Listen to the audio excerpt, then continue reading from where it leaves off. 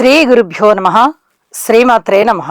మా ప్రేక్షకులందరికీ పరాభవ నామ సంవత్సర ఉగాది శుభాకాంక్షలు తెలియజేస్తూ, ప్రతి నక్షత్రానికి రాశి ఫలితాలు ఈ సంవత్సరం అంతా ఏ విధంగా ఉన్నాయి అనేది ఇప్పుడు మనము తెలియచెప్పుకుందాం.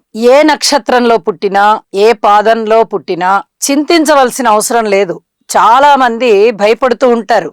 మూలా నక్షత్రం అండి, లేదా ఆశ్లేష నక్షత్రం అండి, భయం కదండి, అనురాధ నక్షత్రం అండి, ఇలాగా ఏదో ఒక నక్షత్రాలకి కొన్ని ఒక బండ గుర్తులాగా పెట్టేసుకున్నారు. ఈ నక్షత్రం బాగుండదు, ఈ నక్షత్రానికి చాకరీ ఎక్కువ, ఈ నక్షత్రానికి డబ్బు ఖర్చు ఎక్కువ, ఈ నక్షత్రానికి భరణి, పుబ్బ, పూర్వాషాఢ ఇలాంటి శుక్ర నక్షత్రాలకి లగ్జరీ లైఫ్ ఎక్కువ. ఇవన్నీ కూడా మన అపోహలే. ఇలా అపోహలు పెట్టేసుకుని ఆ నక్షత్రం తీరే ఇంత అని అనుకుంటూ ఉంటారు. ఏమీ కాదు. ఒక నక్షత్రము వ్యక్తి యొక్క గుణగణాలని చెప్తుంది. అది కూడా మిగతా గ్రహాల యొక్క ప్రభావం ఎలా ఉందో వాటిని బట్టి కూడా ఈ గుణగణాలు మారిపోతుంటాయి. వ్యక్తివి ఖచ్చితంగా ఇలాగే ఉంటాయి అని చెప్పడానికి రాదు. ఒక నక్షత్రానికి గాని, ఒక గ్రహానికి గాని కొన్ని వందల కారకత్వాలు ఉంటాయి. అన్ని ప్రింట్ కొట్టినట్టు ఒకేలాగా ఉండవు. అందరికి కొన్ని కలుస్తాయి. మిగతా గ్రహాల యొక్క సమ్మేళనల వల్ల, దృష్టి వల్ల, యుతి వల్ల, స్థితి వల్ల, గోచార ప్రభావం వల్ల వాటి యొక్క కారకత్వాలు, వాటి యొక్క ఫలితాలు మారిపోతూ ఉంటాయి. కాబట్టి ఎవ్వరూ ఏ నక్షత్రం గురించి కూడా ఆందోళన పడద్దు. అలాగే ఈ నక్షత్రం మాది చాలా అద్భుతమైన నక్షత్రం అని చెప్పి ఎక్కువగా అతిగా ఆలోచించవద్దు. అన్ని నక్షత్రాలు మంచివే, అన్ని నక్షత్రాలకి మంచి ఫలితాలు ఉన్నట్లుగానే అన్ని నక్షత్రాలకి కూడా కొన్ని ఇబ్బందికరమైన ఫలితాలు ఉంటాయి. అలాంటి ఇబ్బందికరమైన ఫలితాలు ఉన్నప్పుడు మనని మనం సంయమనం చేసుకుంటూ భగవంతుణ్ణి ప్రార్థించుకుంటూ ఉన్నట్లయితే అన్ని రకాలుగాను మనిషి యొక్క జీవనం బాగుండి జీవించి ఉన్నన్నాళ్ళు కూడా వారి యొక్క మనుగడ బాగుంటుంది అని చెప్పి తెలియజేస్తూ, ఇప్పుడు మనము పరాభవ నామ సంవత్సర ఉగాది ప్రారంభం కాబట్టి ఈ రాశి ఫలితాలు తెలియచెప్పుకుందాము. ముందుగా గ్రహస్థితులు. 19వ తారీఖు మార్చి రోజున మనకి ఉగాది ప్రారంభమవుతోంది. అంటే శుక్లపక్ష పాడ్యమి అన్నమాట. ఆ రోజు నుంచి మళ్ళీ తిరిగి సంవత్సరం అయ్యే వరకు, అంటే ఫాల్గుణ బహుళ అమావాస్య రోజు వరకు కూడా సంవత్సర కాలంగా మనము ట్రీట్ చేస్తూ ఉంటాం. కాబట్టి ఈ సంవత్సర కాలానికి సంబంధించి గురువుగారు ఎలా ఉన్నారు, శనిగారు ఎలా ఉన్నారు, రాహుకేతువులు ఎలా ఉన్నారు అనేది చాలా ప్రధానంగా మనము పరిగణనలోనికి తీసుకుంటాం. అంటే మిగతా గ్రహాలను కూడా పరిగణనలోనికి తీసుకుంటాము. కానీ సంవత్సర ఫలితాలు చెప్పేటప్పుడు దీర్ఘకాల సంచార గ్రహాలని ఎక్కువగా పరిగణనలోనికి తీసుకోవడం జరుగుతుందన్నమాట. కాబట్టి ముందర ఈ గ్రహస్థితులు ఎలా ఉన్నాయి అనేది తెలియచెప్పుకుందాం. గురువు గారి యొక్క స్థితి మిథున రాశిలో సంచారం 19 మార్చి 2026 నుంచి మనము గ్రహస్థితులు తెలియజెప్పుకుంటున్నాం. అలాగే శని గారి యొక్క స్థితి మీనరాశిలో ఉంది, రాహు గారి యొక్క స్థితి కుంభరాశిలో ఉంది. సమసప్తకాలలో ఉంటారు కాబట్టి వీళ్ళిద్దరూ కూడా కేతువు గారి యొక్క స్థితి సంచారము సింహరాశిలో ఉంది. ఇక మే 20 అంటే సుమారు నెలలు తీసుకున్నాం మనము.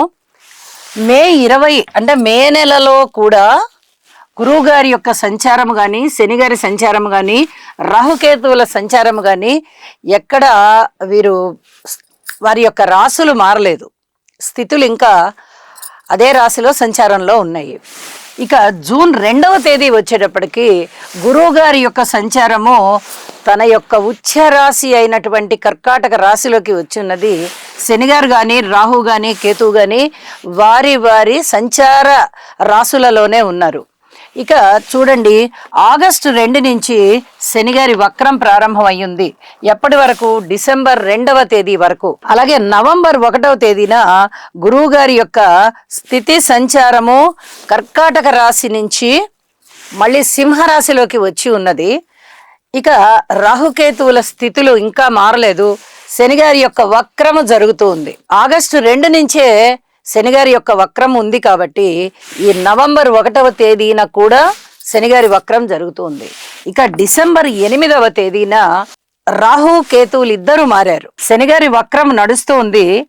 గురువు గారి యొక్క సంచారము కర్కాటక రాశి నుంచి సింహరాశిలోకి వచ్చి ఉండి అతిచారంతో ఇది సింహరాశిలోనే నడుస్తూ ఉన్నారైనా.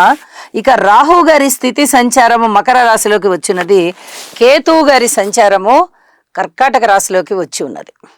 ఇలా ఎన్నాళ్ళు అంటే ఇప్పుడు దగ్గర నుంచి ఇంకా 1.5 సంవత్సరాల కాలం రాహుకేతువుల యొక్క సంచారము మారబోవడం లేదు. ఇక డిసెంబర్ 8వ తేదీన శనిగారి వక్రము తీరిపోయింది. ఎందువల్ల? డిసెంబర్ 2 వరకే కాబట్టి శనిగారి వక్రము. శనిగారు మళ్ళీ రుజు మార్గంలోకి వచ్చేసి ఉన్నారు. గురువు గారి యొక్క స్థితి సంచారము కర్కాటక రాశి నుంచి వచ్చి ఉన్న సింహరాశిలోకి అదే సంచారం జరుగుతుంది. రాహు మకర రాశిలోకి వచ్చి ఉన్నారు, కేతువు కర్కాటక రాశిలోకి వచ్చి ఉన్నారు. ఇక ఈ సంచార కాలాలు రాహుకేతువులవి 1.5 సంవత్సరాల కాలం ఉంటాయి. కాబట్టి ఇక వీరి గురించి మనము ఎక్కువ ఆలోచించనవసరం లేదు. గురువు గారు మళ్ళీ తిరిగి వక్రిస్తున్నారు.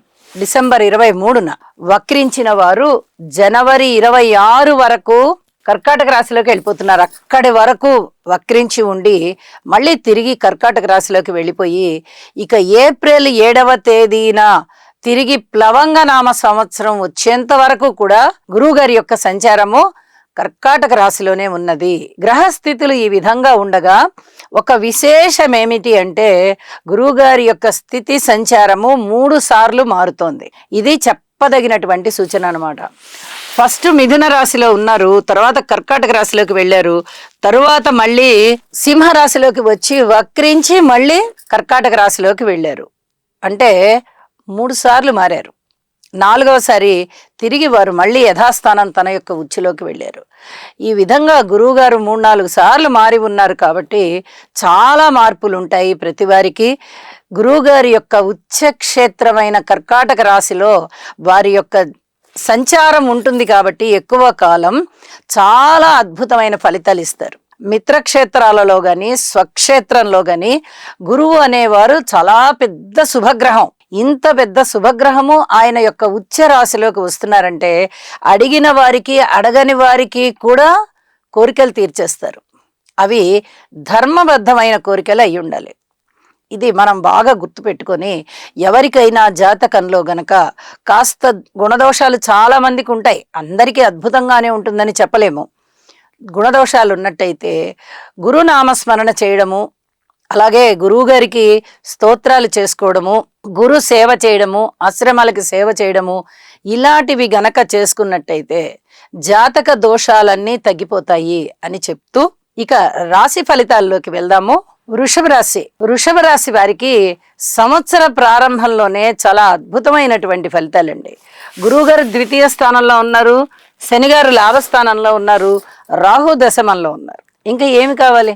రాహు గారు దశమంలో మంచి అడ్మినిస్ట్రేషన్ ఇస్తారు. మిగతా గ్రహాలు బాగున్నట్టయితే వారు కూడా చాలా అద్భుతమైన ఫలితాలు ఉంటాయి, లేకపోతే కొంచెం ఇబ్బంది పెడతారు. ఇప్పుడు ఇక్కడ గురుబలం బాగుంది, శనిగారి బలం బాగుంది, చాలా చాలా అద్భుతమైన ఫలితాలు. ఏమి వెనక్కి తిరిగి చూడని అవసరం లేదు. కుటుంబం బాగుంటుంది, ఆదాయం బాగుంటుంది, అలాగే అనుకూల స్థాన చలనాలు ఉంటాయి, ఉద్యోగంలో ఉన్నతి ఉంటుంది, విద్యార్థులు బాగుంటారు, ఉద్యోగస్తులు బాగుంటారు, స్త్రీలు బాగుంటారు, అలాగే రాజకీయ నాయకులు బాగుంటారు, భార్యాభర్తలు బాగుంటారు. అన్ని విధాలుగాను ఒక్కళ్ళు అని లేకుండా అన్ని డివిజన్స్కి సంబంధించిన వారు కూడా చాలా అద్భుతమైన ఫలితాలతో నూతన ఉత్సాహంతో ఉంటారు. ఒక్క మాట చెప్పాలంటే ఇక జూన్ 2వ తేదీ వచ్చేటప్పటికి కర్కాటక రాశిలోకి గురువుగారు ప్రవేశిస్తున్నారు అనగానే కొంచెం ఫలితాలు తగ్గుతాయి వీరికి. ఎందువల్ల? ఆయన 3వ స్థానంలో సంచరిస్తున్నారు కాబట్టి అంత బాగా ఉండవు. కానీ ఒక విషయం గుర్తుపెట్టుకోవాలి, అష్టమ స్థానానికి లాభస్థానానికి అధిపతి అయినటువంటి గురువుగారు 3యంలో ఉన్నారు. అన్నదమ్ముల సహాయ సహకారం ద్వారా కొంత మంచి జరగడానికి అవకాశం ఉన్నది. అలాగే ఏదైనా ఉన్నట్టుగా ఉండి ఒక అదృష్టం వరించేటటువంటి అవకాశం కూడా ఉంటుంది. అలాగే ఇబ్బందులు ఉంటాయి, అవమానాలు ఉంటాయి, ఏదైనా డబ్బులు ఖర్చు ఎక్కువగా ఉంటాయి, ఊరికే ప్రయాణాలు చేయవలసి వస్తుంది, ధనం వ్యయ ప్రయాసలకి ఓర్వలసి ఉంటుంది. ఇవన్నీ కూడా చాలా ఎక్కువగా ఉన్నాయని చెప్పి తెలియచెప్పడం జరుగుతోంది. ఇక వృషభ రాశి వారికి ఈ సంవత్సర కాలం అంతా కూడా శనివారి బలం చాలా బాగుంది కాబట్టి అస్సలు ఆలోచించవలసిన అవసరం లేని విధంగా ధనము వర్షంలా కురుస్తుంది. ధనానికి సంబంధించి ఇబ్బంది లేదు, పెట్టుబడులు పెట్టినా కూడా ధనం బాగా వస్తుంది. అలాగే ఎప్పుడైతే నవంబర్ 1వ తేదీన గురువుగారి యొక్క స్థితి సంచారం మారుతోందో ఇక అప్పటి దగ్గర నుంచి కొంచెం మరీ గురువుగారు అర్ధాష్టమంలోకి వచ్చేస్తున్నారు కాబట్టి మళ్ళీ ఈ స్థిరచర ఆస్తుల వృద్ధికి సంబంధించినటువంటి ఆ ఎదుగుదల ఏదైతే ఉందో అది ఆగుతుంది. వాటి మీద ఎక్కువ ధనం ఖర్చు పెట్టాల్సి వస్తుంది. మాతృవర్గ రీత్యా కూడా ఇంకా కొంచెం మీకు ఎక్కువగా శ్రద్ధ పెట్టవలసినటువంటి పరిస్థితి ఏర్పడుతుంది. ఈ విధంగా గురుసేవ చేయవలసినటువంటి పరిస్థితి కనిపిస్తుంది. గురుసేవ తప్పనిసరిగా చేయాలి.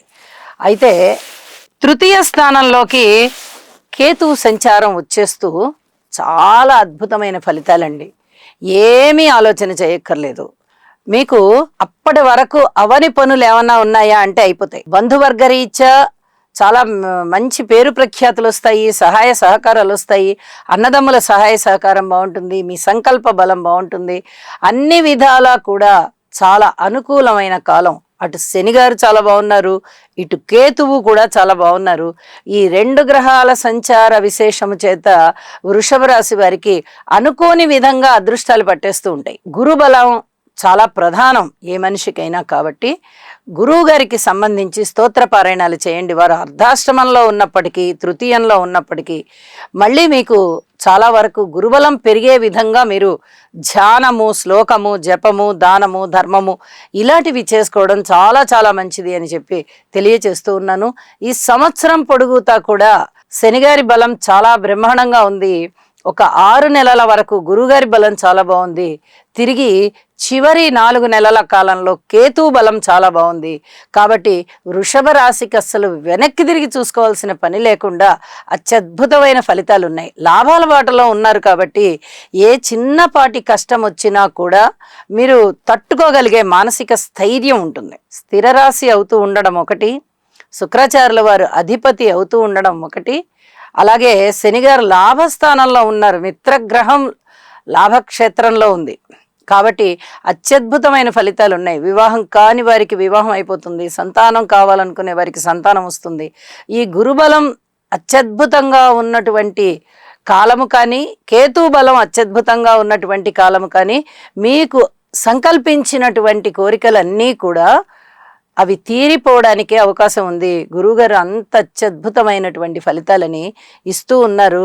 ఇక మధ్య మధ్యలో మనకి ఈ బుధుడు కానీ, కుజుడు కానీ, రవి, చంద్ర ఈ గ్రహాలు ఉన్నాయి కదా, ఈ శుక్రాచార్యుల వారు ఈ గ్రహాల వల్ల వచ్చేటటువంటి ఆ సంచారం వల్ల వచ్చేటటువంటి బలము కూడా తోడయ్యి వృషభ రాశి వారికి దాదాపు సంవత్సరం పొడుగుతా కూడా మంచి ఫలితాలే అని చెప్పి తెలియచెప్పడం జరుగుతోంది.